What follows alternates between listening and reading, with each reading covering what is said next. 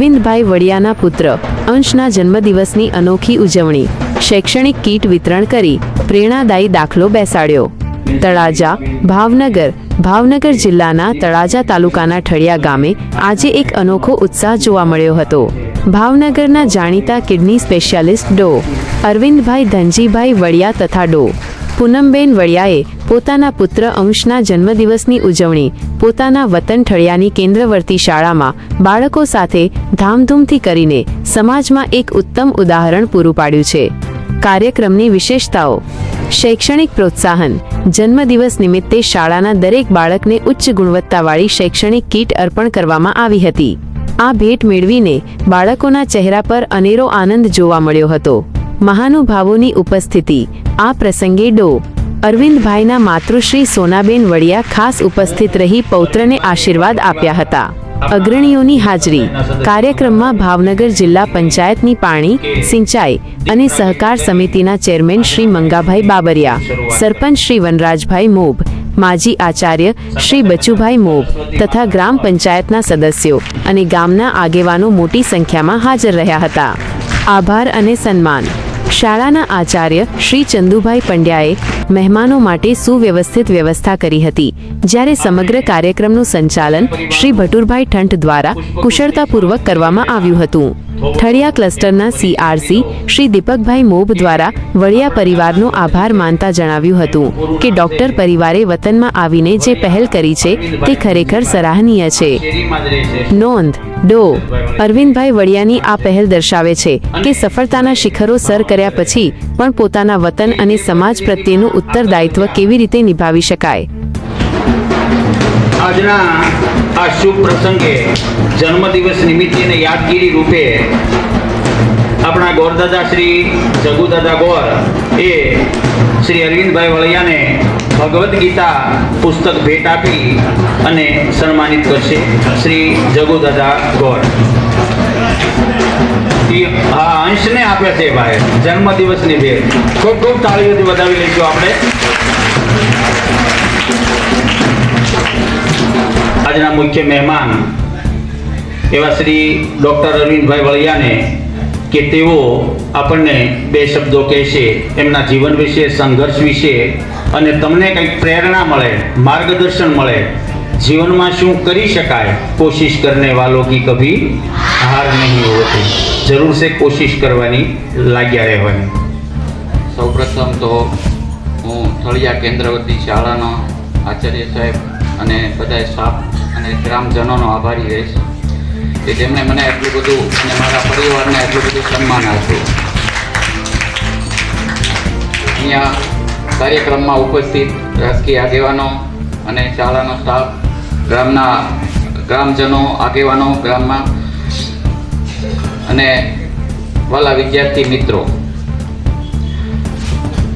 મારા સંઘર્ષ વિશે તો લગભગ તમે કદાચ ઘણા બધા વ્યક્તિ દ્વારા સાંભળેલો છે, પરંતુ ઈશ્વરની કૃપા અને મા બાપના આશીર્વાદ આ બંનેને કારણે માણસ હંમેશા સફળ થતો હોય છે, પણ એનો જશ માણસ પોતે લઈ લેતો હોય છે કે મેં મહેનત કરી એટલે મને મળ્યું, પણ એવું વાસ્તવમાં હોતું નથી। તમારું કામ છે એ મહેનત કરવાનું છે, કર્મ કરવાનું છે, જેમ ગીતામાં કીધું એ પ્રમાણે।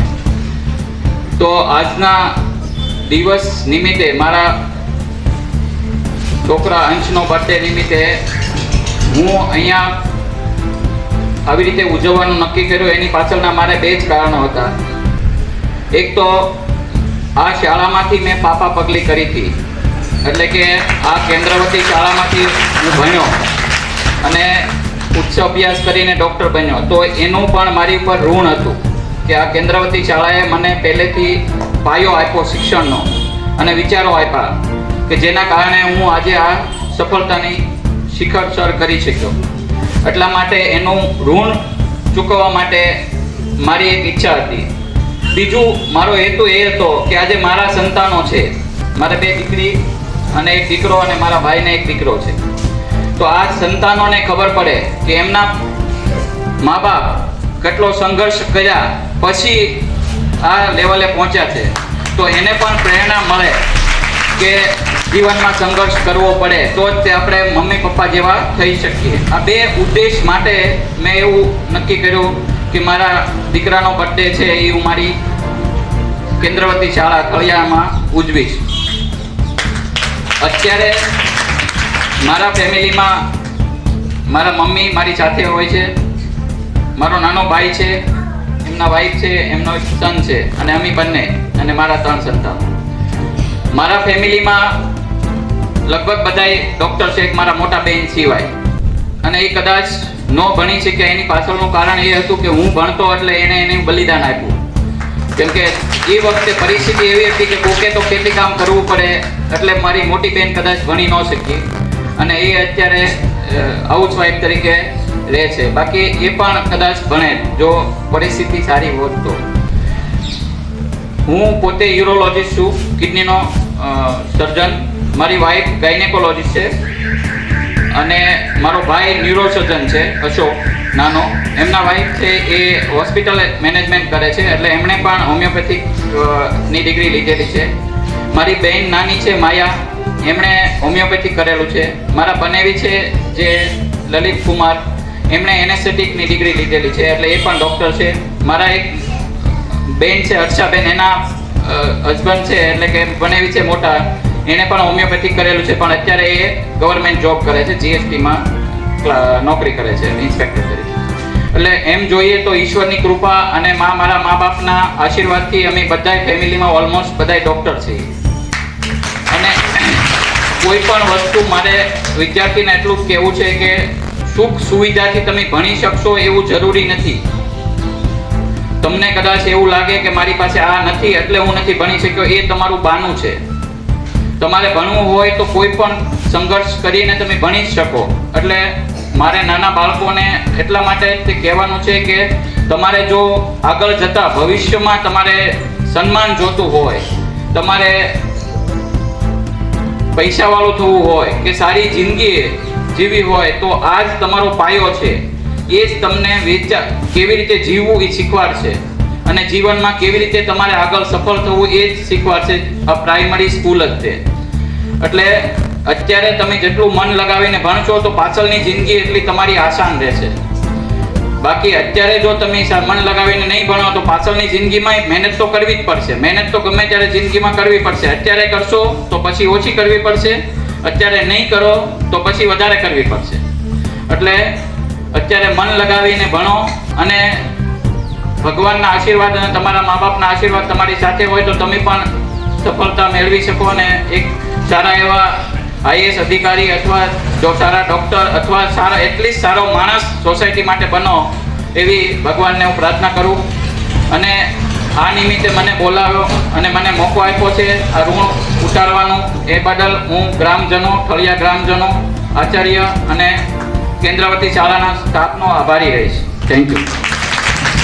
મારે તો કંઈ નહીં કહેતા, મારે તો ફક્ત એટલું જ કહેવું છે કે અરવિંદભાઈએ એમના દીકરાનો જન્મદિવસ ઉજવવા માટેનું સ્થળ જે પસંદ કર્યું ને એના માટે હું એમને અભિનંદન આપું. નહીંતર એ ભાવનગર શહેરમાં જ રહે છે અને શહેરની અંદર આપણને બધાને ખબર છે કે જન્મદિવસ ઉજવવા માટે કઈ રીતની પાર્ટીઓ બધું કેવું થતું હોય છે. પણ અરવિંદભાઈને જે આ વિચાર આવ્યો છે ને એ જ સારો વિચાર છે કે ભાઈ મારી માતૃ સંસ્થા છે એમાં મારા બાળકનો જન્મદિવસ ઉજવવો છે. એટલા માટે હું એમને ખૂબ ખૂબ અભિનંદન આપું છું. અને એમને જે આપણે વાત કરી ને કે ભાઈ આગળ તમારે પ્રગતિ કરવી હોય તો સંઘર્ષ કરવો પડશે અને એમના જીવન ઉપરથી જ આપણને ખ્યાલ આવે છે કે એમને કેટલો સંઘર્ષ કર્યો છે. તો આપણે એમને પ્રેરણા લઈ અને આપણે પણ સંઘર્ષ કરીએ, અત્યારથી જ આપણે સંઘર્ષ કરી અને આપણે આગળ વધવાનો પ્રયત્ન કરીશું. અને તેમનો જન્મદિવસ છે તેમને પણ હું ખૂબ ખૂબ શુભેચ્છા આપું છું અને વિરમું છું. અસ્તુ.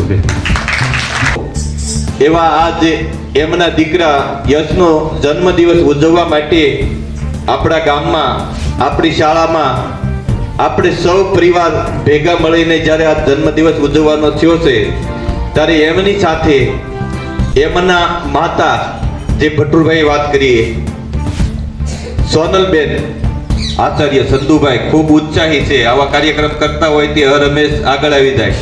ભૂથાભાઈ, અરવિંદભાઈ ને વલ્કુભાઈ ને અમારે પદુભાઈ ને દુલાભાઈ, ગામના બધાય સાહેબ આજ તમારું નામ સાંભળીને જ આવ્યા. મારી મીટિંગમાં કોઈ દે આવતા નથી એવા મંગાભાઈ, રામજીભાઈ, ખાસ અમારા મહેમાન છે પ્રેમજીભાઈ, વાલાભાઈ બાજુ બેઠા, ભટુરભાઈ થી માંડીને ડોક્ટર બધાય આજ શિક્ષકો, ભાઈઓ, બહેનો અને બાળકો પુષ્પગુચ્છ અર્પણ કરી અને સન્માનિત કરશે શ્રી પૂનમબેન વળિયા અને શ્રી દયાબેનને પણ.